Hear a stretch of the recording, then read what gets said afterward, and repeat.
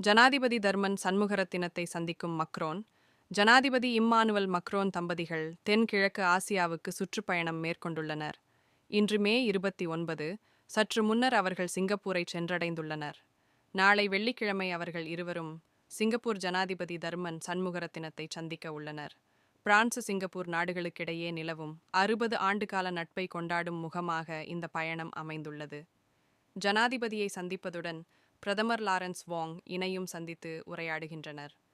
Macron தம்பதிகள் 6 நாட்கள் சுற்றுப்பயணமாக கிழக்கு ஆசிய நாடுகளுக்கு பயணம் மேற்கொண்டுள்ளனர். முன்னதாக அவர்கள் 2 நாட்கள் வியட்நாமுக்கும் இந்தோனேசியாவுக்கும் விஜயம் மேற்கொண்டு அங்கிருந்து சிங்கப்பூருக்கு வருகை தந்துள்ளமை குறிப்பிடத்தக்கது.